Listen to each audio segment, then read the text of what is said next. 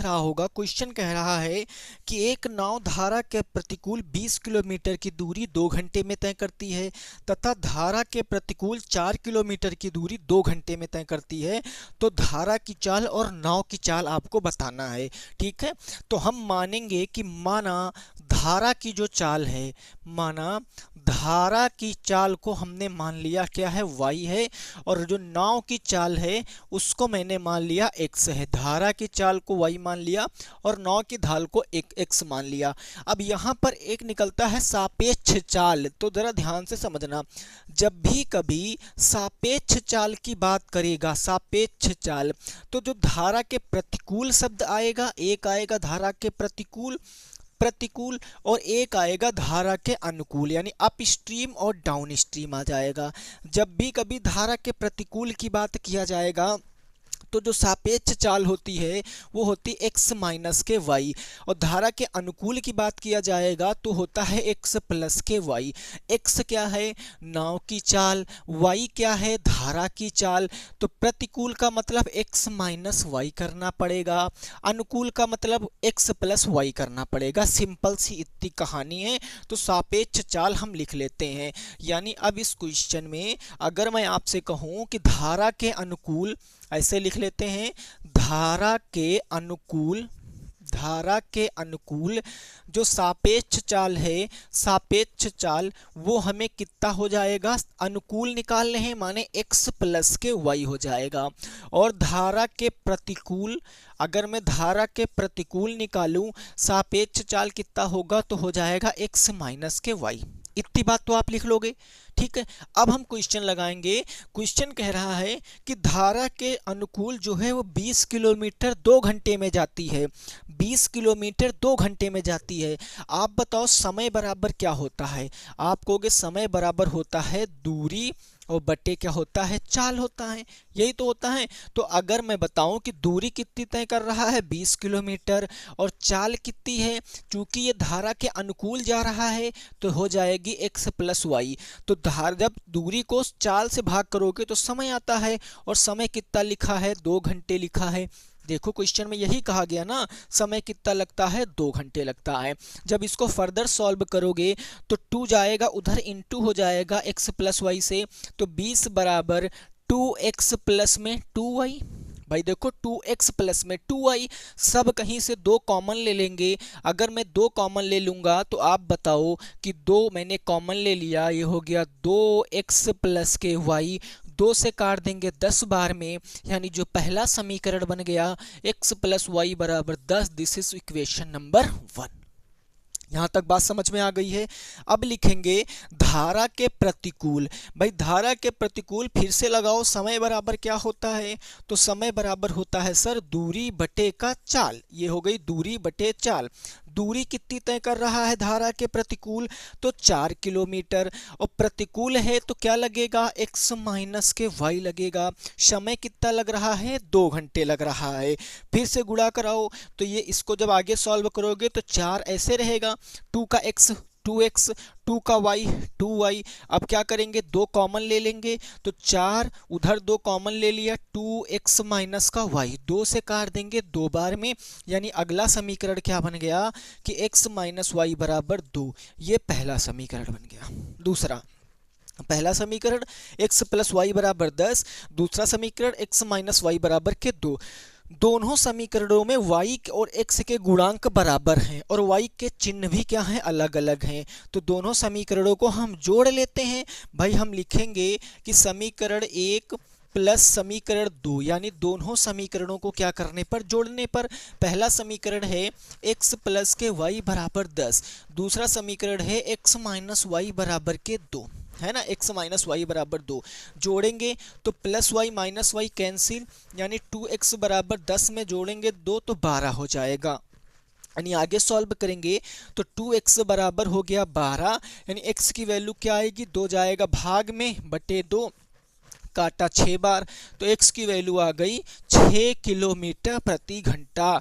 x आपने क्या माना था, नाव की चाल कितनी आ गई 6 किलोमीटर प्रति घंटा। लेकिन आपको तो धारा की भी चाल चाहिए, तो x का मान किसी भी समीकरण में रख दो, यानी x का मान अगर मैं समीकरण 1 में रख दूं, x का मान समीकरण 1 में रखने पर, पहले समीकरण में रखेंगे तो पहला समीकरण क्या है, x प्लस वाई बराबर 10, x प्लस वाई बराबर 10, x बराबर 6 रखेंगे, 6 प्लस वाई बराबर 10, 6 जाएगा माइनस में तो y की वैल्यू 10 माइनस 6, y की वैल्यू आ गई 4 किलोमीटर प्रति घंटा। कितनी आ गई वैल्यू, 4 किलोमीटर प्रति घंटा राइट आंसर है। नोट कर सकते हो, मोस्ट इंपॉर्टेंट क्वेश्चन है धारा के अनुकूल और धारा के प्रतिकूल वाला। क्लियर है ना बात, समझ गए भैया। क्वेश्चन नंबर 3 ऐसे लगाना है आपको, ये सब क्वेश्चन आपके अनसॉल्व के हैं, मैं बार बार कह रहा हूं इनको आप रट के ही जाना एग्जाम में, ठीक है। क्वेश्चन नंबर 4, प्रश्न संख्या 4 देखो क्या कह रहा है, बोर्ड पे आ चुका है, उस क्वेश्चन को लगाने की कोशिश कीजिए। क्वेश्चन नंबर 4 आपसे कह रहा है कि किन्हीं दो क्रमागत धनात्मक पूर्णांक ज्ञात कीजिए जिनके वर्गों का योग कितना है, 365 है। वर्गों का योग कितना है, 365 है। तो हम ऐसे क्वेश्चनों में कैसे करेंगे, मानेंगे, माना पहला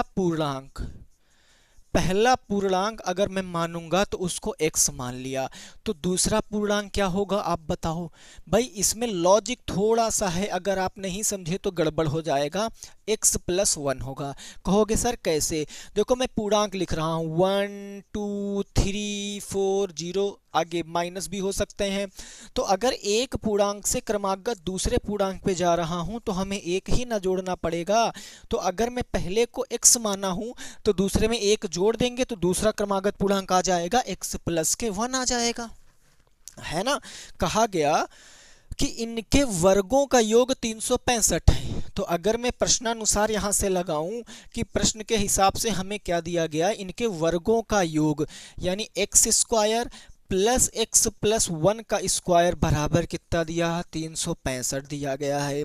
इसको सॉल्व करेंगे, ये आपका एक्स स्क्वायर ही रहेगा, यहाँ a प्लस बी का होल स्क्वायर लगाएंगे, माने a square plus b square plus के 2 इंटू एक्स इंटू 1 बराबर कितना हो गया, 365 हो गया।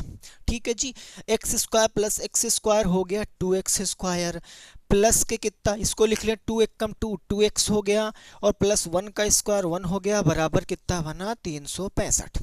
ठीक है ना, 365 में इधर ले आएंगे माइनस में हो जाएगा, तो 2x स्क्वायर प्लस के 2x प्लस में 1 माइनस में 365 इधर ले आए हैं, तो ये बचा 2x स्क्वायर प्लस के 2x माइनस के 364 बराबर उधर कितना बचा, 0 बचा। अब ये द्विघात समीकरण बन गया।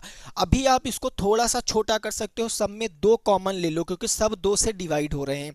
अगर मैं 2 कॉमन ले लूं तो यहाँ बचा एक्स स्क्वायर, यहाँ बचा x माइनस के, यहाँ 364 को 2 से डिवाइड करेंगे, 2 एक कम 2, 2 अट्ठी 16 और 2 अट्ठी 16 के बाद 2 दूनी 4 बराबर 0। 2 जाएगा उधर भाग कर देगा, तो 0 को 2 से भाग करोगे 2 जीरो 0 0 आ जाएगा।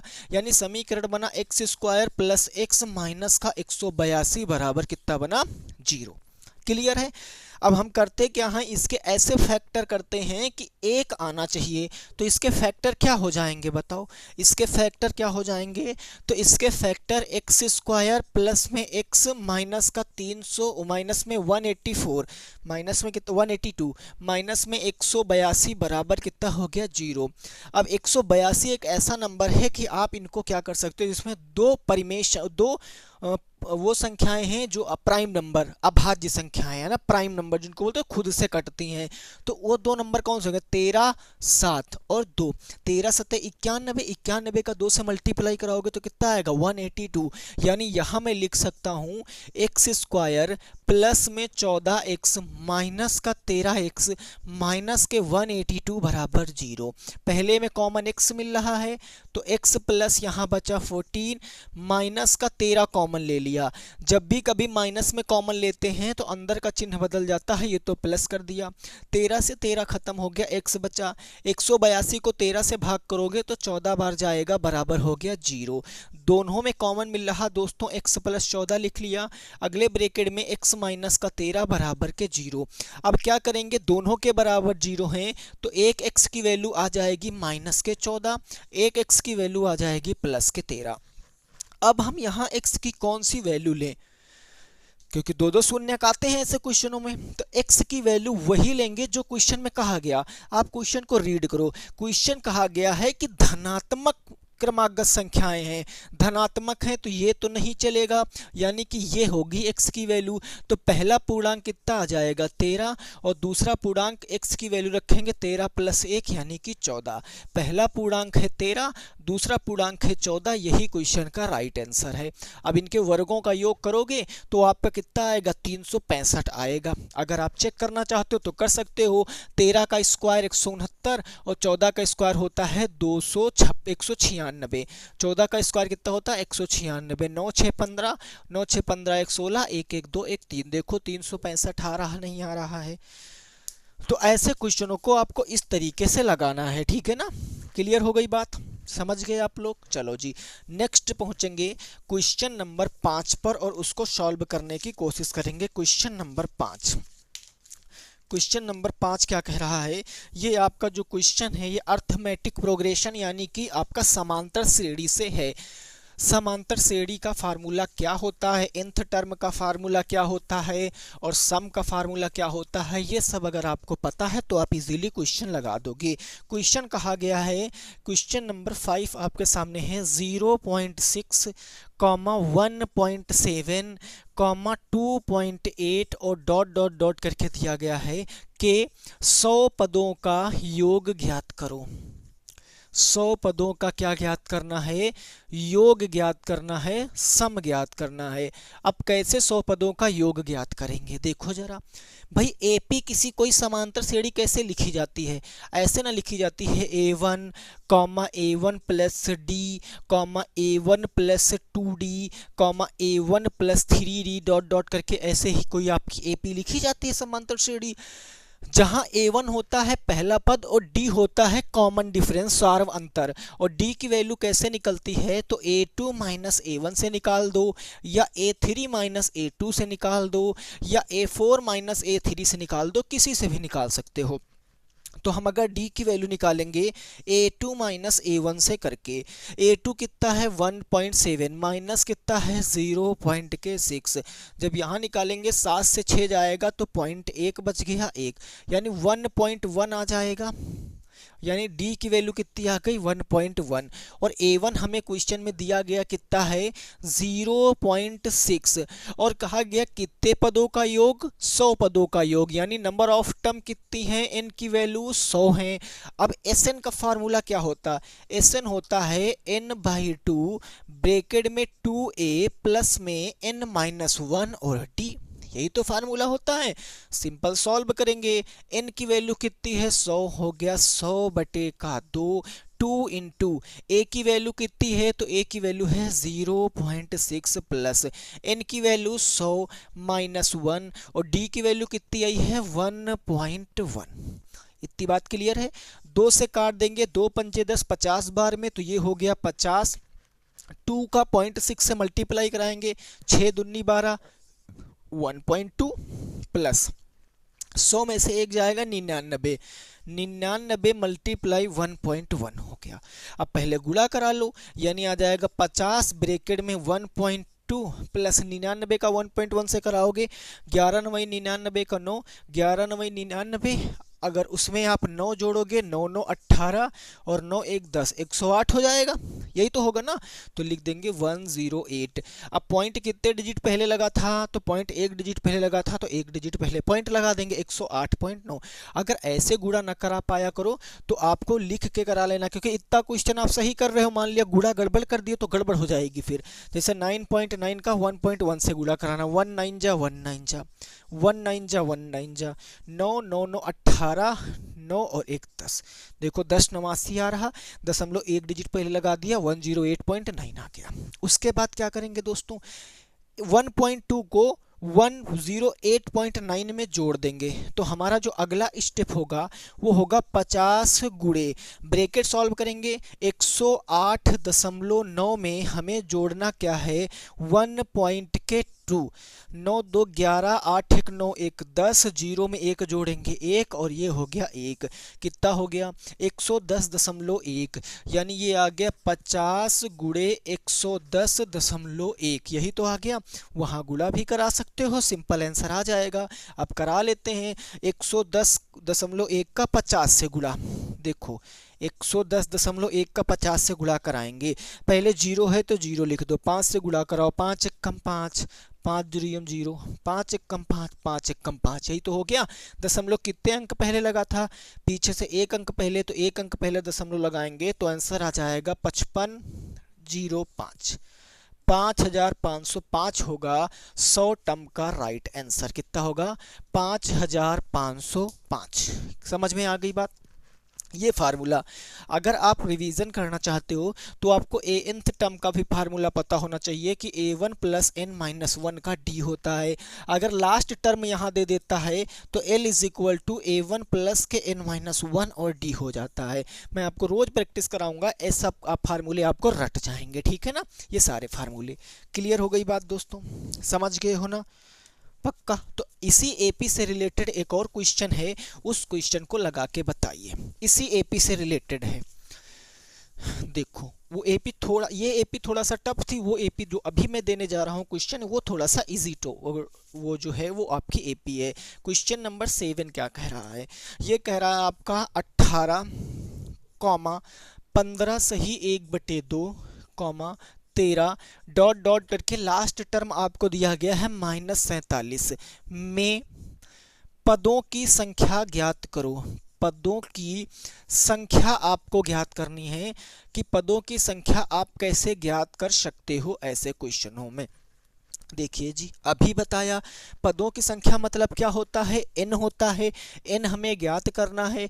तो यहाँ पर a1 हमें दिया है 18, अगर मैं d की वैल्यू निकालूं तो a2 माइनस a1 करना पड़ेगा d के लिए। a2 कितना है 15 सही 1/2, a1 कितना है 18। जब इसको आगे सॉल्व करेंगे 15 दूना 30 से 31/2 माइनस क्या हो जाएगा 18, 18 दूना 36, 31 माइनस 36/2 हो गया। 31 में से 36 घटाएंगे तो -5/2, यानी कॉमन डिफरेंस कितना आ गया -5/2 आ गया। डी की वैल्यू सारवंतर। टोटल नंबर ऑफ टर्म बताने हैं n, तो हम लगाएंगे लास्ट टर्म हमें दे रखा तो l is equal to a1 plus n minus 1d, भाई यही तो होता है।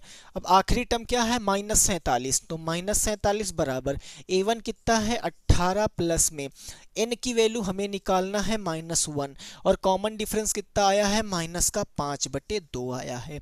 इतनी बात तो आपको समझ में आ गई होगी, है ना। अब क्या करेंगे 18 प्लस से माइनस में भेजो, -47 माइनस 18 बराबर इसका गुणा कराओ, n का 5/2 से कराओगे तो माइनस का 5n/2, माइनस माइनस प्लस का हो जाएगा 5/2। ये हो गया -47 माइनस 18 जोड़ो, 7 7 14 1 15, 4 1 5 1 6, -65 बराबर के दोनों हर सेम है तो ले लो -5n प्लस के 5 बटे कितना हो जाएगा 2, 2 भाग में इधर आएगा गुणे में तो 65 दूना 130, -130 बटे यहाँ बचेगा बराबर माइनस का 5n प्लस का 5, यही तो बचेगा, +5 इधर आएगा तो -5 हो जाएगा। तो सिंपल सी बात हो गई, माइनस के 130 माइनस के 5 बराबर कितना बचा 5n, माइनस प्लस से आ गया इधर हो गया, तो ये ना माइनस का 135, ये माइनस का 5n था, माइनस का बना 5n, -5n गुणे में इधर आएगा बटे में तो -135 अपॉन माइनस का 5 बराबर के n, माइनस से माइनस 5 कम 5 दूनी 10, 3 बचा 5 सते 35, तो n की वैल्यू कितनी आ गई 27। This is your right answer, यानी टोटल पदों की संख्या कितनी हो गई 27 हो गई है। 27 will be the right answer. समझ गए बात को, बिल्कुल क्लियर हो गया होगा क्वेश्चन नंबर 7। आइए आगे बढ़ते हैं, प्रश्न संख्या 8 को लगाते हैं, क्या कह रहा है क्वेश्चन उसको भी समझने की कोशिश करेंगे। क्लियर है ना जी, चलो अब जो क्वेश्चन नंबर 8 है वो है आपका समरूपता से। समरूपता आपने पढ़ा होगा, क्लास 9th में आपने पढ़ा था सर्वांग क्षमता, क्लास 10th में आप पढ़ रहे हो समरूपता। तो समरूपता का क्वेश्चन आपको दिया गया है। क्वेश्चन कह रहा है कि त्रिभुज, क्वेश्चन नंबर 8 है कि यदि त्रिभुज A B C similar to त्रिभुज डी ई एफ है, और आपको दिया गया कि क्षेत्रफल जो है, रेशियो दिया गया क्षेत्रफल त्रिभुज एबीसी का बराबर, वो दिया गया आपको 64 सेंटीमीटर स्क्वायर, और दिया गया क्षेत्रफल त्रिभुज डीईएफ का दिया गया 121 सेंटीमीटर स्क्वायर।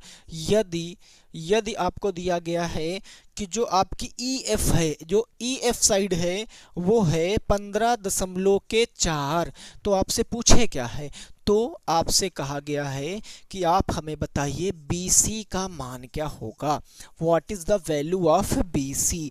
अब दोस्तों सिमिलरिटी का मतलब क्या होता है, समरूपता का मतलब, मान लेते हैं कि कोई हमारे पास दो त्रिभुज हैं ABC, ये हो गया ABC, और दूसरा त्रिभुज है DEF, ये त्रिभुज हो गया आपका कौन सा, DEF।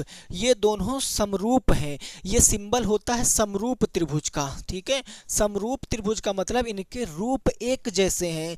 अगर दोनों त्रिभुज समरूप होते हैं तो यहाँ पर कुछ क्या होता है, रिलेशन। मैं पूरा रिलेशन लिख देता हूँ कि इनकी जो संगत भुजाएं हैं उनका अनुपात बराबर होता है। पहले का अगर आप AB ले रहे हो भुजा, तो दूसरे की भुजा लेना पड़ेगा DE, दूसरे की भुजा अगर आप BC ले रहे हो तो दूसरे की भुजा लेना पड़ेगा EF, अगर पहले की भुजा AC ले रहे हो तो ये बटे हो जाएगा DF के।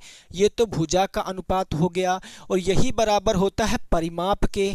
परिमाप किसका, परिमाप त्रिभुज ABC का बटे परिमाप किसके होगा, तो ये परिमाप हो जाएगा त्रिभुज DEF का, बराबर किसके होता है, हाइट मान लेते इसकी H1 है, इसके H2 है, मीडियन भी इनकी बराबर होती है। और अगर आप इन सब का होल स्क्वायर कर दो, इन सब की पावर 2 कर दो, तो यही बराबर हो जाता है क्षेत्रफल के। यानी ये दोस्तों बराबर किसके हो जाएगा, क्षेत्रफल किसका, त्रिभुज ABC का, और बटे क्षेत्रफल किसका हो जाएगा, बटे हो जाएगा क्षेत्रफल त्रिभुज DEF का। बस इतनी सी बात है समरूप त्रिभुजों में। पूरे चैप्टर का निचोड़ केवल यही होता है कि संगत भुजाओं का अनुपात, परिमाप का अनुपात, ऊंचाई का अनुपात, माध्यिकाओं का अनुपात बराबर होता है। अगर उनमें से किसी का स्क्वायर कर दें तो क्षेत्रफल के अनुपात के क्या हो जाता है, बराबर हो जाता है। सिंपल सी बात। अब देखो इसमें तुम्हें कहा गया है कि कौन सी भुजा दी गई है, कौन सी भुजा भैया दी गई है, तो दिया गया EF, यानी EF भुजा दी गई है, ये EF भुजा। तो इस क्वेश्चन में हमें EF दिया गया है। EF के बराबर कौन सी दी गई है, BC, हमसे BC पूछा गया, तो EF अनुपात के BC। अगर मैं इसकी पावर 2 कर दूं तो यही क्षेत्रफल के बराबर हो जाएगा। ये किस त्रिभुज की भुजा है, तो DEF की है ना। DEF का क्षेत्रफल कितना है, 121, ये हो गया 121 बटे ABC वाले का क्षेत्रफल कितना है, 64 है, ये हो गया 64। अब सॉल्व करेंगे, स्क्वायर जाएगा स्क्वायर रूट में, तो इधर बचा सिंपल आपका EF अपॉन के BC बराबर स्क्वायर रूट ऑफ 121 बटे का 64। EF की वैल्यू कितनी दी गई है, तो EF की वैल्यू है कितनी भैया, तो दी गई 15.4, ये आ गई 15.4 बटे BC हमें निकालना है। 121 का स्क्वायर होता है 11 और 64 का स्क्वायर होता है 8। क्रॉस मल्टीप्लाई करा लो, जब क्रॉस मल्टीप्लाई कराओगे तो 8 गुणे 15.14 और 11 इंटू BC, तो 11 इंटू BC बराबर हो गया 15.4 गुणे 8, यही तो हो गया। अब BC निकालना है, 11 गुणे में जाएगा बटे में, BC इज इक्वल टू 15.4 गुणे 8 बटे कितना हो गया 11। 11 एकम 11, 11 एकम 11, 4 बचा, 11 चौके 44, 1.4 गुणे का 8 हो गया, तो इसको गुणा करा लो, 8 चौके 32, 8 एकम 8, 9 10 11, 112, दशमलव लगा देंगे एक डिजिट के पहले, तो BC की वैल्यू कितनी आ गई, 11.2 सेंटीमीटर। यही आंसर है। कितना आंसर है, 11.2 सेंटीमीटर क्या होगा, क्वेश्चन का सही जवाब हो जाएगा। समझ गए बात को? क्लियर हो गई बात? चलो आगे पहुंचते हैं नेक्स्ट क्वेश्चन पे। अगला क्वेश्चन क्या कह रहा है उसको समझते हैं। क्वेश्चन नंबर होगा हमारा 9। बस आपको ये रिलेशन याद रखना है। अब मैं जब डेली आपको क्वेश्चन कराऊंगा तो हर मॉडल पेपर में हर टॉपिक से क्वेश्चन दिए रहते हैं, तो मैं साथ साथ में आपको फार्मूले बताता रहूँगा, तो लगे हाथ आपका रिवीजन होता रहेगा। जब तक एग्ज़ाम होगा तब तक आपकी क्लास चलेंगी और आप देखना कि इम्प्रूवमेंट आप में बहुत आने वाला है। ठीक है, देखिए क्वेश्चन नंबर 9। क्वेश्चन नंबर 9 कह रहा है कि एक त्रिभुज के निर्देशांक आपको दिए गए हैं।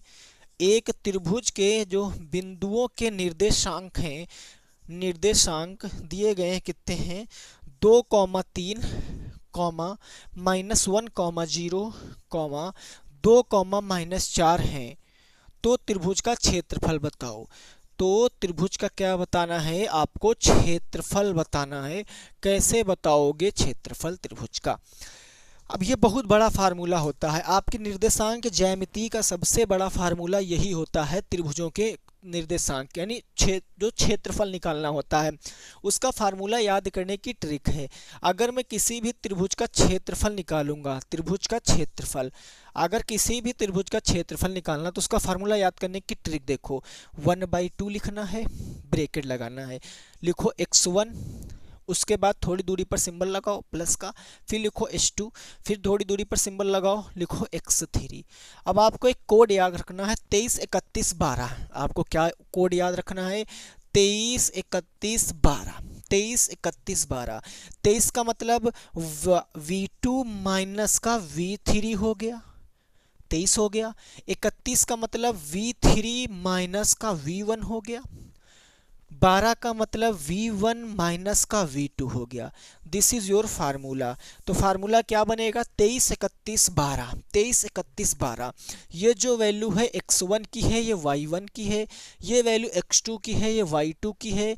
ये वैल्यू x3 की है, ये वैल्यू y3 की है। ठीक है, तो फार्मूले में रखेंगे 1/2। x1 की वैल्यू कितनी है? 2, तो 2 ब्रैकेट में y2 माइनस y1, y2 है -1 माइनस y3 कितना है? तो y3 है 3, sorry y2 minus y3। y3 कितना है भैया? y3 माइनस का 4, तो ये आ गया माइनस का 4, प्लस में x2 कितना है? माइनस के 1, ये माइनस के 1 हो गया। और ब्रैकेट में फिर होता है 23 के बाद 31 यानी y3 कितना है? -4, और y1 कितना है? माइनस के y1 है 3, तो माइनस का 3, प्लस x3 कितना है? 2 हो गया। 12 y1 कितना है? y1 है 3, तो हो गया 3 माइनस y2 कितना है? तो y2 है 0। ये बस आपको इसको सॉल्व करना है। अब तो सिंपल कैलकुलेशन बची है। 1/2, 2 माइनस का हो गया 1 और माइनस हो गया प्लस के 4, ये हो गया। ठीक है, प्लस माइनस क्या हो गया? माइनस। देखो प्लस माइनस, माइनस के 1 हो गया, और ब्रैकेट में -4 -3, तो माइनस का कितना बचा? 7 बच गया। प्लस में 2, 3 माइनस के 0 करेंगे तो 3 बच गया। अब इसको सॉल्व करिए, यानी ये आ गया 1/2, ब्रैकेट में यहाँ बचा 2, और 4 में से 1 जाएगा तो 3, यानी कि हो चुका है 2 गुणे 3, -1 गुणे -7 यानी प्लस के 7 हो गया। प्लस के 3 दूनी कितना हो गया? 6 हो गया। आगे सॉल्व करेंगे 1/2, 3 दूनी 6, 6 12, और 12 में 7 जोड़ेंगे कितना होगा? 12 और 7 हो गया 19, ये हो गया 19। इसको काटेंगे 2 से, तो 2 9 18 और 2 पंचे 10, 9.5 यूनिट स्क्वायर। इसके सामने लिखेंगे यूनिट स्क्वायर, ये आंसर आ गया। फिर से देख लीजिए, 3 दूनी 6, 6 12, 7 19, 19 को 2 से भाग करेंगे 9.5, 9.5 होगा। क्वेश्चन का सही जवाब 9.5 हो जाएगा। समझ गए ना? क्लियर है? चलो नेक्स्ट क्वेश्चन देखते हैं। अगला क्वेश्चन क्या कह रहा है उस क्वेश्चन को समझिए। अगला जो क्वेश्चन है वो आपका है ऊंचाई एवं दूरी से, यानी हाइट एंड डिस्टेंस से। और हाइट एंड डिस्टेंस से एक क्वेश्चन निश्चित तौर पे आएगा, आना ही आना है। आसान होता है क्वेश्चन, बस उसको आपको थोड़ा सा समझना पड़ेगा, ऊंचाई एवं दूरी को। क्वेश्चन कह रहा है कि एक पेड़ है, आप क्वेश्चन को रीड कीजिए, मैं आपको थोड़ा थोड़ा स्टेप करके बताता हूँ। क्वेश्चन कह रहा एक पेड़ है जो थोड़ी दूरी से टूट गया है। मान लेते हैं हमारे पास कोई एक पेड़ है, ये सपोज दैट इस पेड़ का नाम मैंने कहा कि ए बी पेड़ है। ये थोड़ी दूरी से टूट गया, मान लेते हैं कि सी बिंदु से टूट गया और टूटा हुआ भाग कह रहा है कि जमीन पर आकर लग गया है। तो ये जमीन से आके लग गया है टूटा हुआ भाग, ए पॉइंट हो गया। ठीक है, उसके बाद कहा गया है कि जब जमीन से भाग लगता है तो 30 डिग्री का कोण बनाता है, 30 डिग्री का कोण बना दिया। और कहा गया कि पेड़ के पाद से जहां पर इसका जो बिंदु लग रहा है उसकी दूरी 8 मीटर है, ये दूरी 8 मीटर दिया गया। तो कहा गया कि आपको पेड़ की ऊंचाई बताना है। पेड़ की ऊंचाई क्या होगी, ये पेड़ की ऊंचाई आपको बताना है, यानी कि ए बी आपको बताना है इस पूरे त्रिभुज में। अब इसमें जरा एक बात ध्यान से समझिए, ऐसे क्वेश्चनों में आपका ए सी बराबर के सी ई होगा। आप कहोगे सर कैसे होगा, क्योंकि जितना पार्ट पेड़ का टूटा है वही आके नीचे लगा है, जितना पार्ट टूटा है वही आके नीचे लगा है, तो ये बराबर हो जाएगा। तो हम मान लेते हैं क्या आपके सामने, हमें बताना है ए बी क्या होगा। पेड़ की ऊंचाई ए बी ही तो है, तो माना पेड़ की जो ऊंचाई है, माना पेड़ की जो ऊंचाई है उस ऊंचाई को हमने मान लिया कि वो x है, यानी ये पूरी ऊंचाई को हमने क्या मान लिया कि वो x है। सिंपल सी बात है, ठीक है जी, ठीक है, बिल्कुल सही बात है। और मैंने कहा कि ए BC को मैं मान लेता हूं कुछ, इस BC को मैं क्या मान लूं, तो BC को मैं मान लेता हूं सपोज दैट y। माना BC, ये BC को मैंने मान लिया कि क्या है, ये y है, यानी ये वाली हाइट कितनी हो गई, y हो गई। ये पूरी x है, ये पूरी y है, तो ऊपर वाली दोस्तों क्या x माइनस y नहीं बचेगी, आप कहोगे जी बिल्कुल बच जाएगी। और ये AC बराबर है किसके, CE के, तो ये भी भुजा कितनी आ जाएगी, x माइनस y आ जाएगी। सिंपल सी बात हो गई है ना। या इतना करने की जरूरत नहीं थी, मैंने आपको समझाया है, केवल इतना करने की जरूरत नहीं थी आपको। कहोगे कैसे, सिंपल आप लगाओ tan 30। tan 30 क्यों निकालेंगे, क्योंकि इसके सामने ये क्या है, ये लंब है और ये क्या है, आधार है। तो हम लिखेंगे त्रिभुज CBE में, त्रिभुज CBE में लगा देंगे कौन सा, tan 30। tan थीटा बराबर क्या होता, लंब बटे आधार। tan 30 की वैल्यू क्या होती है, tan 30 की वैल्यू होती है 1/√3। लंब कितना है, y बटे आधार कितना है, 8 है, यानी y की वैल्यू यहाँ से निकालेंगे तो y की वैल्यू आ जाएगी 8/√3, यही तो आ जाएगी। अगर √3 से नीचे मल्टीप्लाई करा दें, √3 से ऊपर मल्टीप्लाई करा दें, तो y की वैल्यू आ जाएगी 8√3/3। इतनी बात क्लियर समझ में आ गई, यानी इस y की वैल्यू क्या आ गई है, 8√3/3 आ गई है। सिंपल बात। चलो जी, अब मैं इस फिगर को थोड़ा सा दोबारा और बना लेता हूँ समझाने के लिए। आपको दोबारा पेपर में नहीं बनाना, केवल मैं इतना बनाता हूँ, CB और ये हो जाएगा E। ये 8 है और ये आ गया है आपके सामने 8√3/3। बताओ क्या आप ये साइड नहीं बता सकते हो पाइथागोरस थ्योरम से, भाई कर्ड स्क्वायर बराबर लंब स्क्वायर प्लस आधार स्क्वायर, तो ये साइड हमें पता चल जाएगी। ये साइड पता चलने का मतलब क्या है कि ये साइड अगर पता चल गई तो इस साइड में ये साइड जोड़ेंगे तो पूरी साइड पता चल जाएगी पेड़ की ऊंचाई कितनी है। तो हम लगा देंगे पाइथागोरस थ्योरम इस वाले त्रिभुज में, यानी कि त्रिभुज CBE में, फिर से त्रिभुज CBE में हम पाइथागोरस थ्योरम लगाएंगे। तो कर्ड स्क्वायर बराबर लंब स्क्वायर प्लस आधार स्क्वायर, कर्ड हमें निकालना है, तो कर्ड स्क्वायर बराबर लंब कितना आया है, ये ऊंचाई देखो कितनी है, 8√3/3, 8√3/3 का स्क्वायर हो गया, प्लस आधार कितना है 8, तो ये 8 का स्क्वायर हो गया।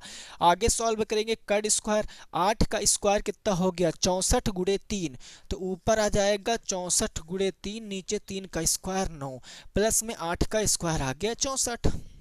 सिंपल सी बात है, कर्ड स्क्वायर बराबर 64 का 3 से मल्टीप्लाई करो, 3 चौके 12, 6 त्रिक 18, 19, 192/9 प्लस के हो गया 64।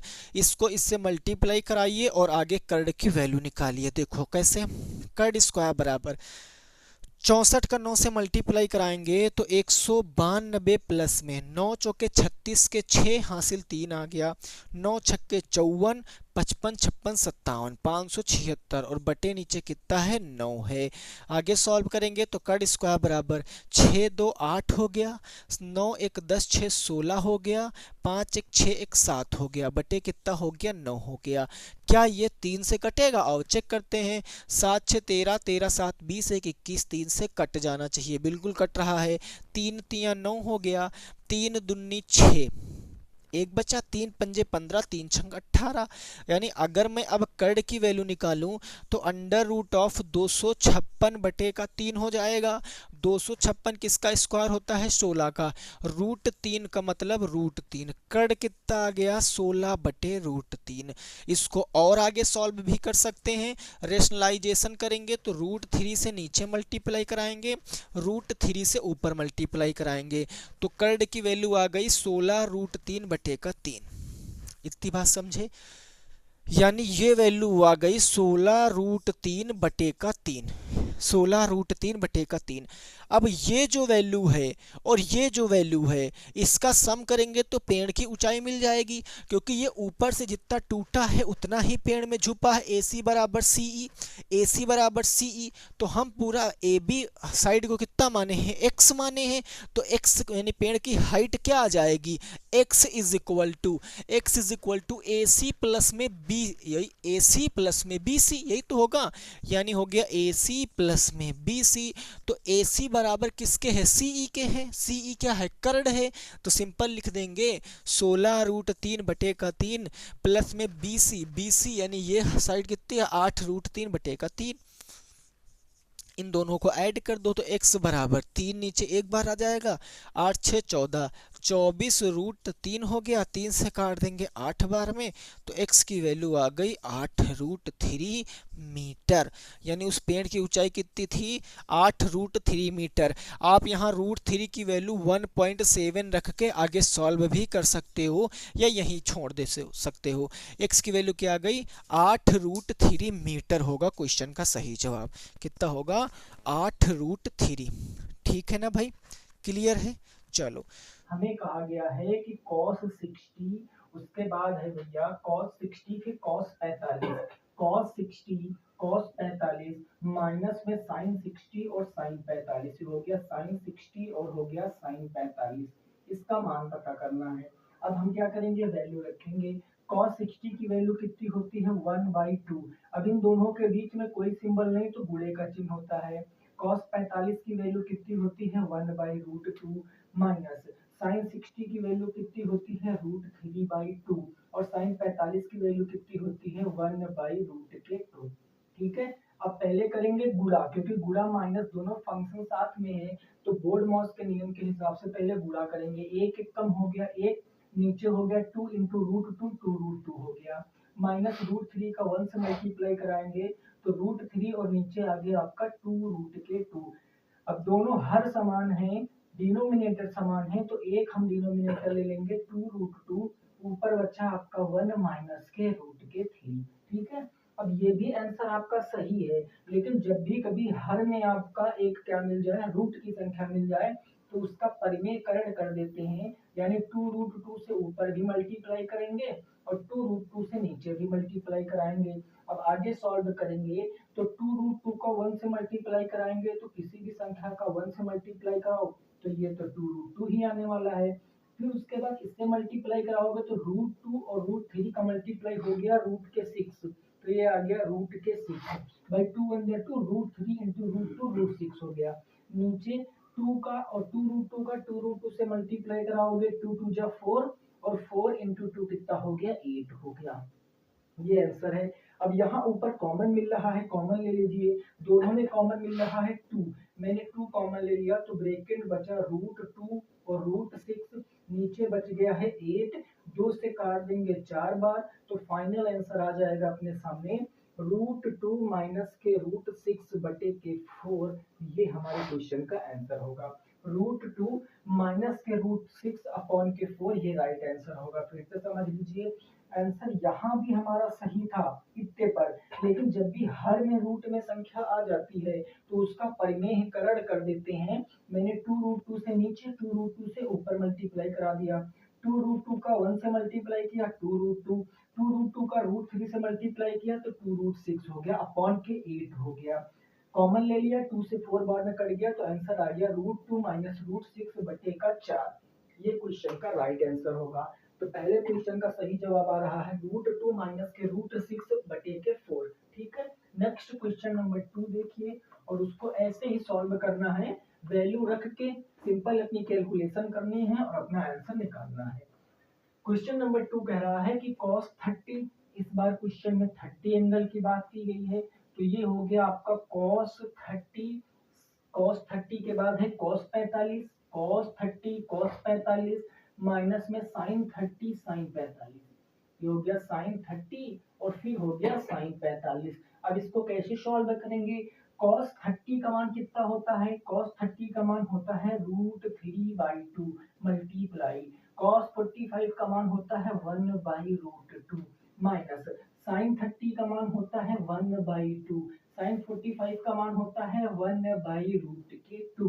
अब पहले ब्रैकेट, ब्रैकेट नहीं है, फिर ऑफ, ऑफ नहीं है तो डिवाइड, डिवाइड नहीं है तो मल्टीप्लाई, तो मल्टीप्लाई √3 इंटू 1 करेंगे √3 अपॉन 2 का √2 से मल्टीप्लाई कराएंगे तो 2√2 हो जाएगा, माइनस 1 1 जा हो गया 1 अपॉन में नीचे आ जाएगा 2√2। इसकी बात तो बिल्कुल क्लियर हो गई होगी। दोनों में डिनोमिनेटर में देखो हर एक ही है तो एक हर ले लेंगे, 2√2 ऊपर बच जाएगा √3 माइनस के 1, ये तो बच गया। फिर क्या करेंगे, नीचे √2 रूट में हो नहीं सकता तो इसका रेशनलाइजेशन कर देंगे, 2 रूट से नीचे मल्टीप्लाई और 2 रूट से ऊपर मल्टीप्लाई हो जाएगा। जब ऊपर मल्टीप्लाई कराएंगे तो 2 इंटू √3 इंटू √2 ये आ जाएगा 2√6, इसका मल्टीप्लाई कराएंगे तो माइनस के 2√2, नीचे क्या बचेगा 2 2 जा 4, √2 2 हो गया, 4 इंटू 2 कितना आ गया 8 आ गया। अब देखो ऊपर कॉमन ले लो 2, ये आ जाएगा √6 माइनस के √2 अपॉन के 8, 2 से काट दोगे 4 बार में तो आंसर आपका आ जाएगा √6 माइनस √2 अपॉन के 4। ये क्वेश्चन का सही जवाब होगा, √6 माइनस में √2 डिवाइडेड बाई 4, ये बिल्कुल राइट आंसर हो जाएगा। क्या दूसरा क्वेश्चन समझ में आया? जैसे पहला क्वेश्चन था वैसे ही दूसरा क्वेश्चन है, और वैसे ही तीसरा है, वैसे ही चौथा है। पहले 4 क्वेश्चन केवल वैल्यू रख के कैलकुलेशन करनी है। ठीक है, चलो जी क्वेश्चन नंबर 3 देखते हैं क्या है, और उसको जरा लगाने की कोशिश कीजिए। प्रश्न संख्या 3, ये क्वेश्चन आपसे कह रहा है कि अगर कॉसेक स्क्वायर 30 डिग्री है, क्वेश्चन 3 कह रहा है कि cosec square 30 degree, cosec square 30, sine square 45 हो गया, साइन स्क्वायर 45 माइनस में हो गया आपका सेक स्क्वायर 60, सेक स्क्वायर 60 हो गया भाई। Cosec 30 cosec square 30, sine square 45 sine square 45 minus sec square 60 sec square 60, value रखेंगे। कॉसेक 30 का मान क्या होगा? अब देखो यहाँ याद करना है मान कैसे, मैंने साइन कॉस के याद करा है, बाकी सब तो निकाल सकते हो भाई। देखो कॉसेक किसका उल्टा होता है? आप कहोगे साइन का। साइन 30 का मान कितना होता है? साइन 30 का मान 1/2, 1/2 का उल्टा करोगे तो 2 हो जाएगा, यानी इसका मान आ गया कॉसेक 30 का 2 और 2 का क्या हो गया स्क्वायर। ठीक है, मल्टीप्लाई साइन 45 का मान होता है 1/√2, इसका स्क्वायर लगा है तो इसका स्क्वायर लगा देंगे। सेक 60 भाई, सेक किसका उल्टा होता है? कॉस का। कॉस 60 का मान कितना होता है? 1/2, 1/2 का उल्टा करोगे तो 2, ये आ गया 2 का स्क्वायर। ठीक है, अब सॉल्व कीजिए, 2 का स्क्वायर हो गया 4 मल्टीप्लाई 1 का स्क्वायर 1, √2 का स्क्वायर 2 और माइनस का हो गया 2 का स्क्वायर 4, 2 से काट देंगे 2 बार में तो 2 1 जा 2 माइनस का 4, 2 में से -4 करोगे तो -2 बच जाएगा, ये क्वेश्चन का आंसर आ जाएगा। -2 क्या होगा? सही जवाब होगा क्वेश्चन नंबर 3 का। क्वेश्चन नंबर 3 का राइट आंसर -2 हो जाएगा। अगला लगाइए क्वेश्चन नंबर 4। प्रश्न संख्या 4 क्या कह रही है जरा उसको ध्यान से समझिए। क्वेश्चन नंबर 4 कह रहा है कि 4 cos square 60 plus 4 sin square 45 minus के sin स्क्वायर 30 का मान क्या होगा? क्वेश्चन नंबर 4 ये कह रहा है कि 4 cos स्क्वायर 60, ये हो गया 4 cos स्क्वायर 60 प्लस में 4 साइन स्क्वायर 45, ये हो गया साइन स्क्वायर 45 माइनस के साइन स्क्वायर 30, ये हो गया। अब क्या करेंगे, वैल्यू रखेंगे। देखो 4 और कॉस के बीच में कोई सिंबल नहीं है, तो मतलब कौन सा होगा, गुणे का सिंबल होगा। तो 4 गुणे साइन कॉस 60 का मान कितना होता है 1/2, तो ये आ जाएगा 1/2, चूंकि स्क्वायर लगा है तो स्क्वायर लगा देंगे। प्लस में 4 मल्टीप्लाई साइन 45 का मान होता है 1/√2, इसका स्क्वायर कर देंगे, ये आ गया माइनस। साइन स्क्वायर 30 का मान होता है 1/2, तो 1/2 का स्क्वायर है तो स्क्वायर लगा देंगे। अब यहाँ सॉल्व करेंगे, 4 मल्टीप्लाई 1 का स्क्वायर 1 और 2 का स्क्वायर कितना हो गया 4 हो गया है। प्लस में 4 मल्टीप्लाई 1 का स्क्वायर 1 √2 का स्क्वायर 2 हो गया, माइनस के 1 का स्क्वायर 1 और 2 का स्क्वायर कितना हो गया 4 हो गया है। ये 4 से 4 एक बार कट गया, ये 2 से 2 बार में कट गया, और तो कुछ कटने वाला है नहीं, तो यहाँ बचा 1 1 जा 1, प्लस में यहाँ बचा 2 1, देखो ये 2 से कट गया तो 2 1 जा कितना बचा 2, माइनस के कितना बच गया 1/4 बच गया, यही बच गया। सॉल्व करेंगे, 2 और 1 मिला के 3 माइनस का 1/4, जब इसको आगे सॉल्व करेंगे गुणा कराएंगे, 4 तिया 12 माइनस 1/4, 12 में से 1 जाएगा तो 11/4, यानी प्रश्न का सही जवाब क्या आएगा 11/4। 11/4 क्वेश्चन का सही आंसर हो जाएगा। फिर से समझिए, 4 से 4 काटा तो 1 1 जा 1 हो गया, 2 से 4 को काटा 2 बार तो 2 1 कम 2 हो गया, यहाँ 1/4 बच गया है। अब क्या करेंगे, इन सबको जोड़ा तो 2 1 3 हो गया, माइनस 1/4 बच गया, 4 तिया 12 माइनस 1, 12 में से 1 घटाएंगे तो कितना आएगा 11, 11/4, क्वेश्चन का सही जवाब आ जाएगा 11/4, यानी 11/4 प्रश्न का जवाब होगा। ठीक है, तो ये इतने कितने मान निकालने थे, मान निकालने थे, वैल्यू निकालनी थी। अब कुछ ने सिद्ध करने वाला है, जैसे क्वेश्चन नंबर 5 आप देखो, क्वेश्चन नंबर 5 कह रहा है कि सिद्ध करो जो cos 60 है वो बराबर है 1 माइनस 2 साइन स्क्वायर 30 के, और वही बराबर है 2 cos स्क्वायर 30 माइनस 1 के। तो इस क्वेश्चन को सॉल्व करते हैं। ये थोड़ा सा बड़ा क्वेश्चन होगा, ये 4 बार नंबर में क्वेश्चन 2 नंबर में जो लगाने वाले होते हैं उनमें पूछा जाता है, ऑब्जेक्टिव में ऐसा क्वेश्चन नहीं पूछा जाएगा।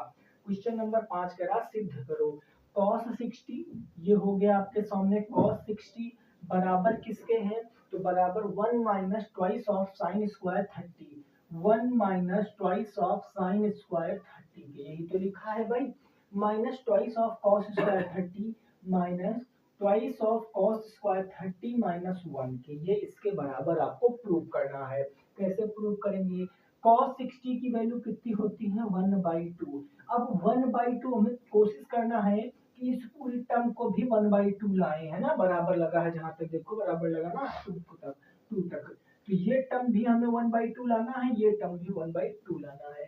तो सॉल्व करेंगे, 1 माइनस के 2 गुणे साइन स्क्वायर 30, साइन 30 का मान कितना होता है 1/2, इसका स्क्वायर है तो स्क्वायर कर देंगे, बराबर के 2 गुणे cos 30 का मान कितना होता √3/2, इसका स्क्वायर है तो स्क्वायर कर देंगे, और माइनस क्या हो जाएगा 1 हो जाएगा। ये 1/2 ऐसे ही चलता रहेगा, 1 माइनस के 2 गुणे 1 का स्क्वायर 1 और 2 का स्क्वायर कितना हो गया 4 हो गया, बराबर के 2 गुणे √3 का स्क्वायर 3 और 2 का स्क्वायर 4, माइनस कितना हो गया 1 हो गया। अब देखो 2 से काट दिया, 2 1 कम 2, 2 दूनी 4, 2 से काट दिया 2 1 कम और 2 दूनी कितना हो गया 4 हो गया, यानी ये बच्चा 1/2 बराबर 1 1 कम 1, देखो 1 माइनस का 1/2 बच गया, यहाँ पर 1 माइनस का 1/2 बराबर के 3/2 यहाँ बचा, और माइनस क्या बच गया 1 बच गया। देखो जी 1/2 ऐसे ही रहेगा, यहाँ करेंगे 2 1 कम 2 हो गया, माइनस का 1 और बट्टे नीचे क्या हो गया 2 हो गया, बराबर 3 ऐसे ही लिखेंगे, 2 1 कम 2 माइनस के 2 बट्टे क्या हो गया 2 हो गया। तो ये आ गया आपके सामने 1/2, 2 में से 1 जाएगा 1/2, 3 में से 2 जाएगा 1/2, देखो सब कुछ बराबर हो गए, और यही आपको सिद्ध करना था कि तीनों टर्म क्या है बराबर है, 1/2 बराबर 1/2 बराबर 1/2। इसका मतलब क्या है कि जो cos 60 की वैल्यू थी 1/2, वही वैल्यू होगी 1 minus twice of sine square 30 की, और वही वैल्यू होगी twice of cos square 30 minus 1 की। ये तीनों मान आपस में बराबर होंगे और यही आपको सिद्ध भी करना था, है ना। चलो अब क्वेश्चन नंबर 6 लगाओ। प्रश्न संख्या 6 क्या कह रहा है उसको जरा ध्यान से समझिए और लगाइए क्वेश्चन नंबर 6। क्वेश्चन नंबर 6 जब आप पहली पहली बार आपकी आंखों के सामने आएगा ऐसा प्रश्न, तो आपको लगेगा कि ये प्रश्न कैसे सॉल्व होगा, क्योंकि इसमें तो कोई वैल्यू भी नहीं दी है और हमसे सिंपल थीटा का मान पूछ लिया है।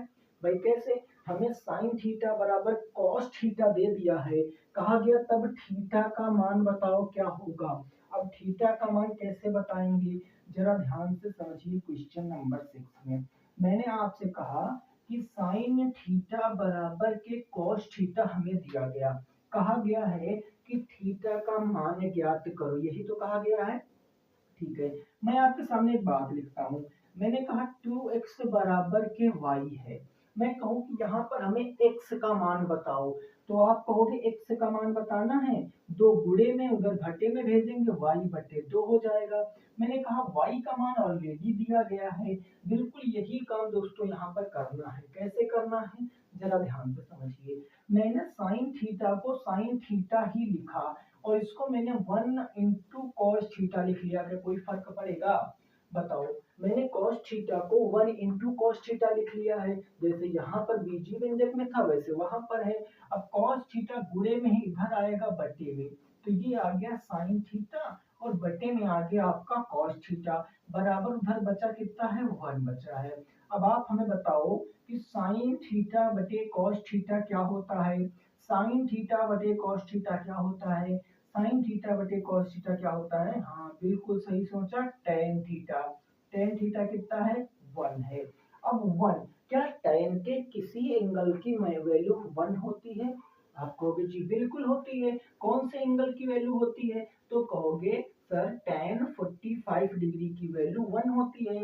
ये टेन इस टेन को काट देगा, तो देखो थीटा की वैल्यू सिंपल निकल कर आ गई, कितनी डिग्री है 45 डिग्री है। थीटा की वैल्यू क्या आ गई 45 डिग्री आ गई, क्वेश्चन का सही जवाब। यानी क्वेश्चन नंबर 6 का राइट आंसर कितना होगा 45 होगा।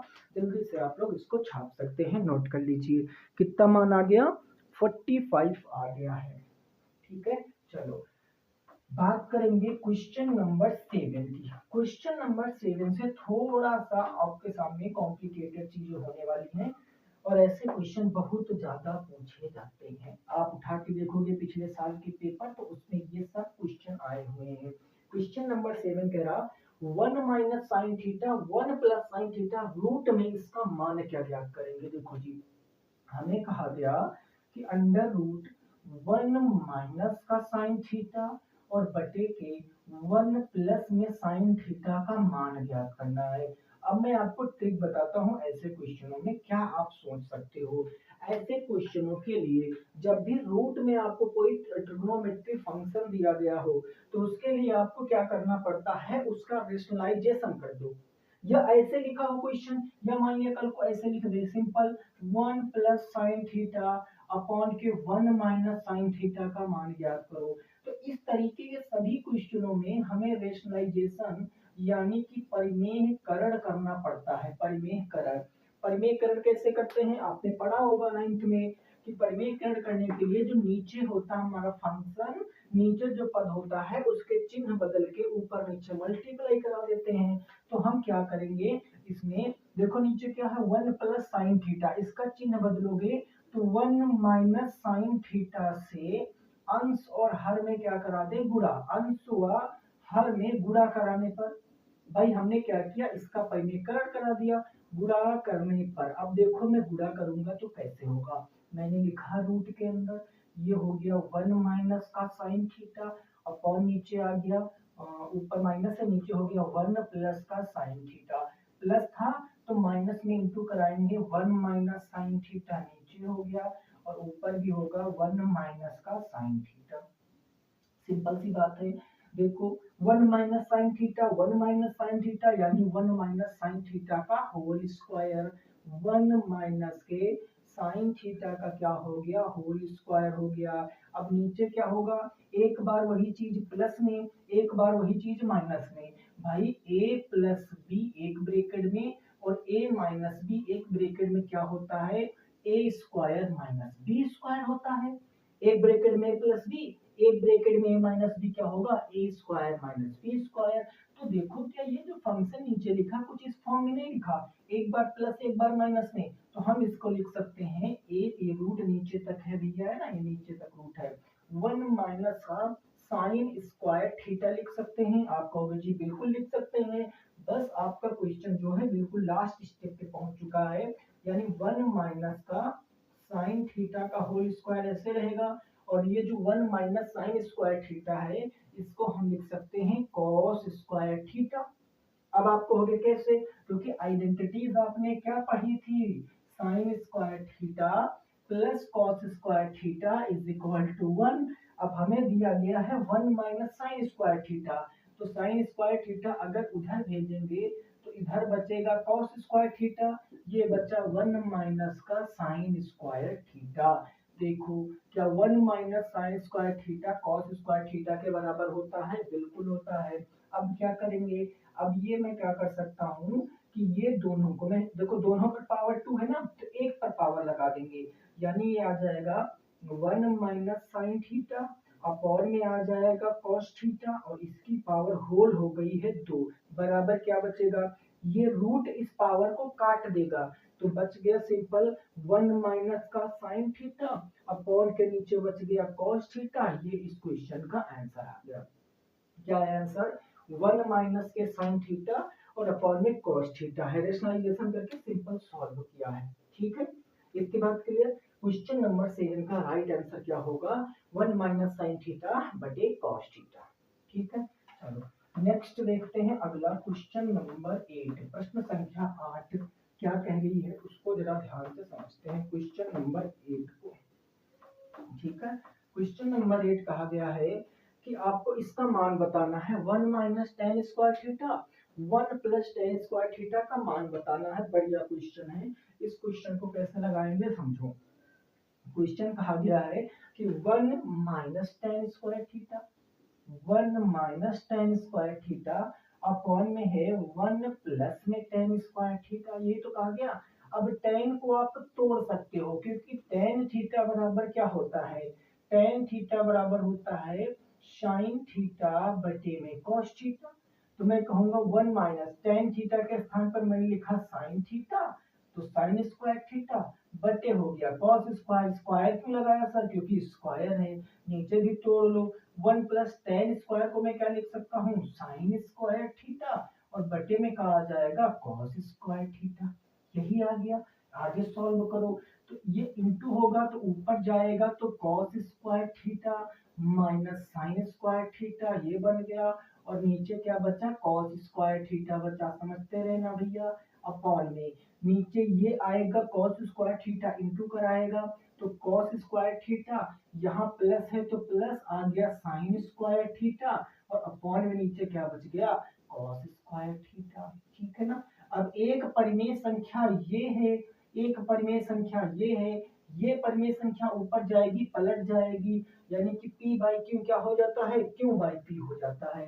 तो ये आ गया आपके सामने कॉस स्क्वायर थीटा माइनस का साइन स्क्वायर थीटा अपॉन में कॉस थीटा, ऊपर वाली संख्या लिख दिया, इनटू ऊपर जाएगा पलट जाएगा, ये आ गया कॉस स्क्वायर थीटा अपॉन में नीचे क्या बन गया, अपॉन में नीचे आ गया कॉस स्क्वायर थीटा और प्लस में साइन स्क्वायर थीटा। क्या यहाँ तक किसी को कोई दिक्कत है, नहीं होनी चाहिए। कॉस स्क्वायर थीटा से कॉस स्क्वायर थीटा कट गया तो ऊपर बच गया कॉस स्क्वायर थीटा, हमने लिख लिया भैया कॉस स्क्वायर थीटा, फिर बच गया साइन स्क्वायर थीटा, और अपॉन नीचे बच गया sine square cos square plus sine square, cos square theta plus के साइन स्क्वायर थीटा। और अभी मैंने आपको बताया कि sign square theta plus cos square theta की वैल्यू क्या होती है, 1, तो इसकी वैल्यू 1 रखोगे तो ऊपर वाला ही बच जाएगा, यानी आंसर आ गया कॉस स्क्वायर थीटा माइनस में क्या आ गया sign square theta. This is the right answer, ये क्या होगा इस क्वेश्चन का सही जवाब हो जाएगा, यही होगा इस क्वेश्चन का राइट आंसर। यानी कि 1 minus ten square theta upon में 1 प्लस टेन स्क्वायर थीटा का मान होगा कॉस स्क्वायर थीटा माइनस में साइन स्क्वायर थीटा। आप इसको cos theta minus sine theta भी कह सकते हो और cos theta plus sine theta भी कह सकते हो। तो नोट कीजिए ये क्वेश्चन। फिर नेक्स्ट जो अगला क्वेश्चन है उसको हम लोग लगाने वाले हैं, उसमें थोड़ा सा आपको दिमाग यूज करना पड़ेगा, ठीक है ना। कौन सा होगा? क्वेश्चन नंबर 9, प्रश्न संख्या 9। देखो कैसे लगाएंगे क्वेश्चन नंबर 9, उसको थोड़ा सा आपको ध्यान से समझना पड़ेगा, ठीक है। यहाँ तक बात क्लियर। देखो ऐसे क्वेश्चन आपको एग्जाम में देखने को मिलेंगे ही मिलेंगे। अगर आप अनसॉल्व लगाते हैं तो निश्चित तौर पे ये सारे क्वेश्चन आपने देखे होंगे क्योंकि उसी से मैंने पिक किए हैं, ठीक है ना। चलो क्वेश्चन नंबर 9 क्या कह रहा है, ध्यान से समझिए। प्रश्न संख्या 9, ये क्वेश्चन कह रहा है कि सिद्ध करना है 1 माइनस के कॉस थीटा। आपको सिद्ध करना है कि 1 माइनस के कॉस थीटा अपॉन में साइन थीटा, ये हो गया अपॉन में क्या साइन थीटा, बराबर ये आ गया sine theta, sign theta upon में क्या आ गया, अपॉन में आ गया 1 plus cos theta, 1 plus cos theta. अब इस क्वेश्चन को लगाने के लिए आपके पास देखो थोड़ा सा दिमाग का यूज करना है, क्योंकि इस क्वेश्चन में देखो जैसे मैं कह दूं इस क्वेश्चन में नीचे दो पद दिए थे, एक 1 और एक साइन थीटा।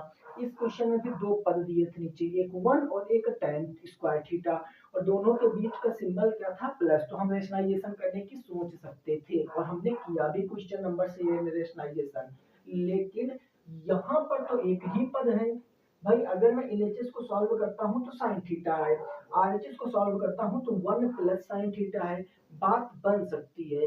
अगर आप एलएचएस से सॉल्व करना चाहते हैं तो एलएचएस से भी आप सॉल्व कर सकते हैं। देखो कैसे, हम कहेंगे कि अगर मैं एलएचएस से इस क्वेश्चन को सॉल्व करूं तो एलएचएस हमारे पास है क्या 1 माइनस में कॉस थीटा बटे में क्या हो गया साइन थीटा। हमें एलएचएस को सॉल्व करके ये टर्म लानी है साइन थीटा बटे 1 प्लस के कॉस थीटा। अब ये कैसे आएगी बात, तो ये है टर्म कैसे आएगा।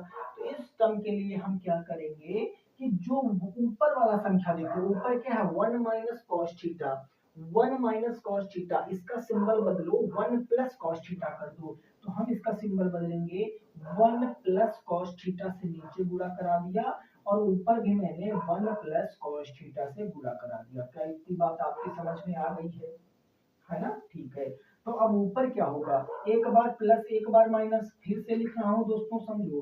अगर मैं एक बार प्लस में लिख दूं ए प्लस बी, एक बार माइनस में लिख दूं ए माइनस बी, तो ये किसके बराबर होता है, ए स्क्वायर माइनस बी स्क्वायर के बराबर होता है। तो ये बराबर हो जाएगा 1 माइनस के कॉस स्क्वायर थीटा के, और नीचे तो कुछ होने वाला है नहीं, तो साइन थीटा बटे 1 प्लस में कॉस थीटा ही बचेगा, ठीक है जी।